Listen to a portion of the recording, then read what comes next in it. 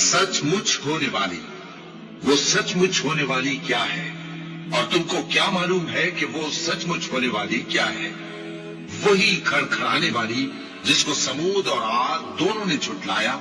सो समूद तो जबरदस्त जल्जले से हलाक कर दिए गए, रहे आद तो उनको निहायत जोरदार आंधी से तबाह कर दिया गया।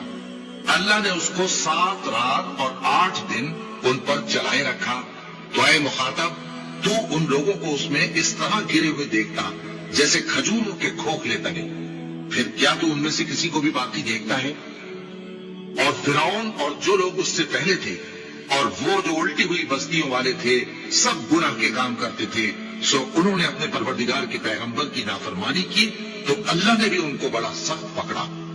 जब पानी तुगयानी पर आया तो हमने तुम लोगों को कश्ती में सवार कर लिया ताकि उसको तुम्हारे लिए यादगार बनाए और याद रखने वाले कान उसे याद रखें।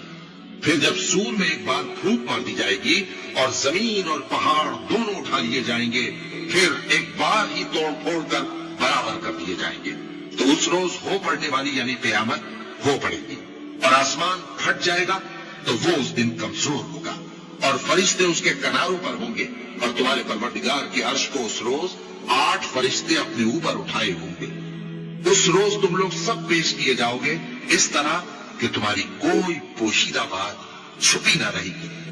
अब जिसका आमाल नामा उसके दाहिने हाथ में दिया जाएगा, वो दूसरों से कहेगा कि लीजिए मेरा नामा या अमाल पढ़िए, मुझे यकीन था कि मुझको मेरा हिसाब किताब जरूर मिलेगा।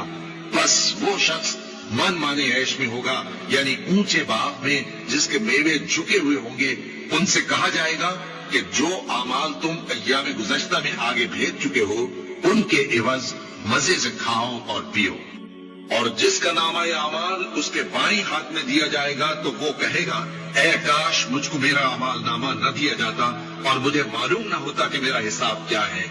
ऐ काश मौत मेरा काम तमाम कर चुकी होती, आज मेरा माल मेरे कुछ भी काम न आया, मुझसे मेरा इख्तिदार जाता रहा। हुक्म होगा कि इसे पकड़ लो, अब इसे तौक पहना दो, फिर दोज़ख की आग में इसे झोंक दो, फिर जंजीर से जिसकी लंबाई 70 गज है जकड़ दो। ये न तो अल्लाह अजमत वाले पर ईमान लाता था और न फकीर के खाना खिलाने की तरगीब देता था। सो आज इसका भी यहाँ कोई दोस्त नहीं और न इसके लिए कोई खाना है सिवाय जख्मों के धोवन के, जिसको गुनाहगारों के सिवा कोई नहीं खाएगा। सो मैं उन चीजों की कसम खाता हूँ जो तुमको नजर आती हैं और उनकी जो तुम्हें नजर नहीं आती, कि ये कुरान एक मुअज़्ज़ज़ फरिश्ते का पहुंचाया हुआ कलाम है और ये किसी शायर का कलाम नहीं, मगर तुम लोग बहुत ही कम ईमान लाते हो। और न किसी काहिन का कौल है, लेकिन तुम लोग बहुत ही कम गौर फिक्र करते हो।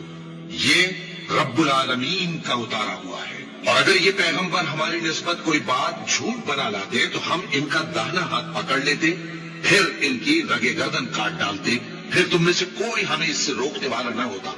और ये किताब तो परहेजगारों के लिए नसीहत है, और हम जानते हैं कि तुम में से बाज इसको झुटलाने वाले हैं। नीज ये काफिरों के लिए मूजिब हसरत है और कुछ शक नहीं कि ये यकीन करने के लायक है। सो तुम अपने परवरदिगार आज़ीम के नाम की तस्बीह करते रहो।